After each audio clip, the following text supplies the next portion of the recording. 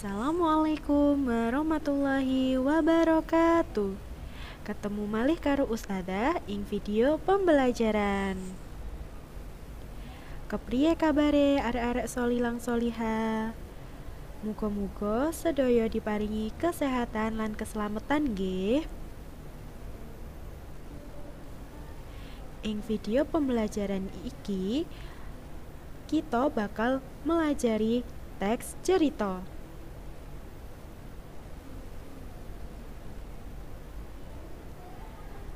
Unsur-unsur cerita lan kepriye nyeritakake cerita. Sebelum kita mulai pembelajarannya, mari kita awali dengan membaca basmalah bersama. Bismillah. Mugi-mugi Allah maringi kemudahan kanggo mangerteni materi iki. Ing video iki Ustadzah bakal jelasno ing kalih basa Jawa lan basa Indonesia, supaya kalian lebih mudah memahami maksud dari video ini. Materi kang pertama, unsur-unsur intrinsik ing cerita. Unsur-unsur intrinsik di dalam sebuah cerita. Apa iku unsur-unsur intrinsik? Unsur intrinsik yaiku unsur kang bangun cerita saka jero. Unsur intrinsik adalah unsur yang membangun sebuah cerita dari dalam. Unsur intrinsik ing cerita ana 6, yaiku tema, alur, latar, penokohan, sudut pandang, lan amanat. Kita bakal melajari siji-siji nggih.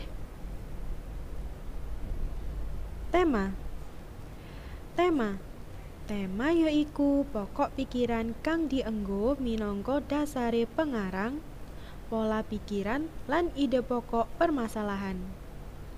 Tema adalah pokok pikiran yang digunakan sebagai dasar oleh pengarang cerita, pola pikiran dan ide pokok sebuah permasalahan.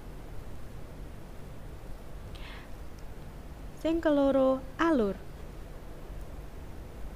Alur yaiku dalane cerita, rerangkene peristiwa kang bentuk cerita kanthi dasar gegayutan antarane sebab akibat. Alur adalah jalan cerita atau rangkaian peristiwa yang membentuk cerita dari dasar berdasarkan sebab akibat.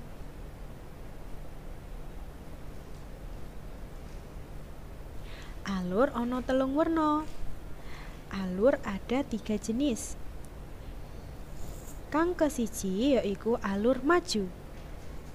Alur maju biasanya ditemui pada sebuah cerita. Nah, sebuah cerita apabila memiliki alur maju, maka ceritanya akan diawali dengan pengenalan awal, seperti pengenalan tokoh, pengenalan watak, waktu, panggonan, dan sebagainya. Kemudian muncul awal permasalahan sampai puncak masalah dan penyelesaian masalah. Kang keloro yaiku alur mundur.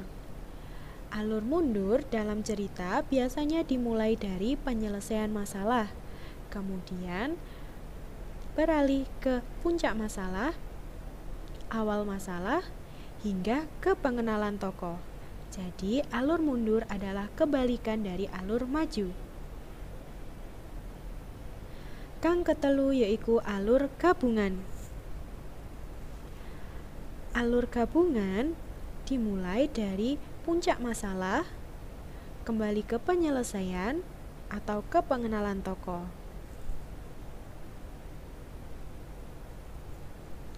Latar yaiku katerangan babagan pawongan, wektu, swasana ing dumadine cerita.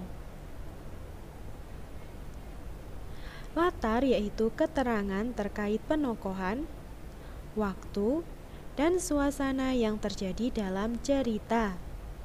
Latar ana telu. Latar papan utawa panggonan, latar tempat, biasanya di rumah, di sekolah, di lapangan, dan lain-lain. Sing keloro yaiku latar wektu. Latar waktu contohnya pagi hari, siang hari, malam hari. Atau juga bisa pada hari Senin, Selasa, dan lain-lain. Kang ketelu yaiku latar suasana. Latar suasana mujudake salah sijine unsur intrinsik kang kegayutan kaliwan kahanan psikologis. Misalnya bahagia, sedih, bunga, khawatir, dan lain-lain. Selanjutnya sudut pandang. Sudut pandang yaiku cara pandange pengarang sajroning cerita. Sudut pandang adalah cara pandang dari pengarang di dalam sebuah cerita. Sudut pandang ana telung werna.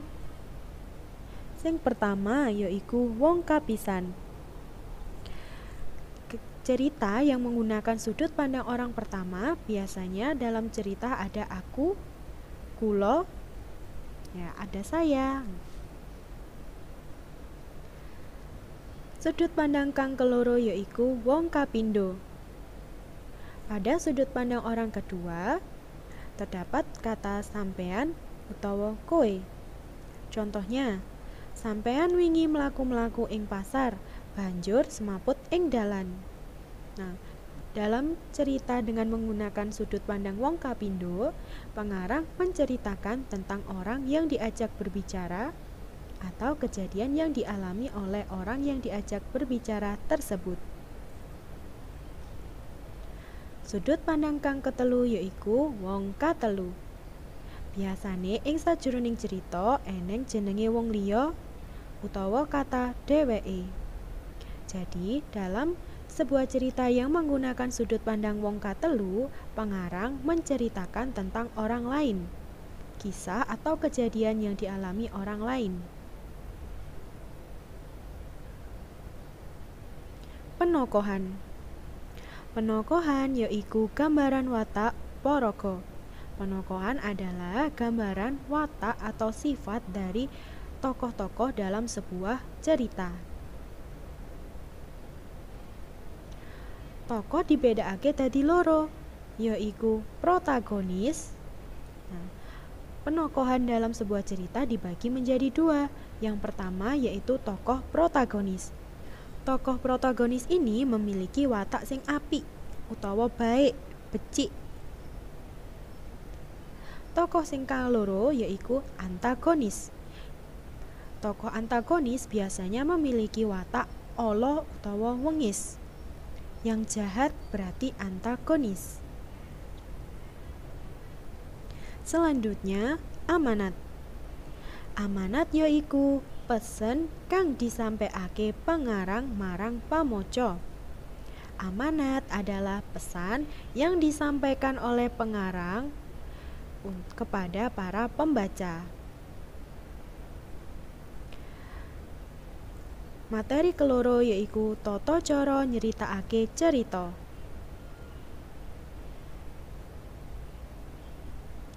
Tata cara nyeritakake cerita kang pertama yaiku apalno dhisik urutan pokok-pokok cerita sadurunge kok ceritakake. Hafalkan terlebih dahulu urutan-urutan pokok-pokok cerita sebelum kita menceritakannya. Kang keloro, yen durung pati apal, gawean catetan bab pokok-pokok cerita. Apabila belum hafal, maka buatlah catatan tentang bab pokok-pokok cerita tersebut. Kang ketelu, critakno nganggo basamu dhewe kanthi runtut. Ceritakan dengan bahasamu sendiri dengan runtut dari awal sampai akhir. Kang kepapat, ojo grogi lan kudu konsentrasi. Nah, ketika menceritakan, sebisa mungkin jangan merasa grogi dan harus tetap konsentrasi. Alhamdulillah materi kita sampun mari. Jazakumullah khairon. Matur nuwun sampun nyimak video niki kanthi apik lan bener. Ustazah akhiri nggih. Wassalamualaikum warahmatullahi wabarakatuh.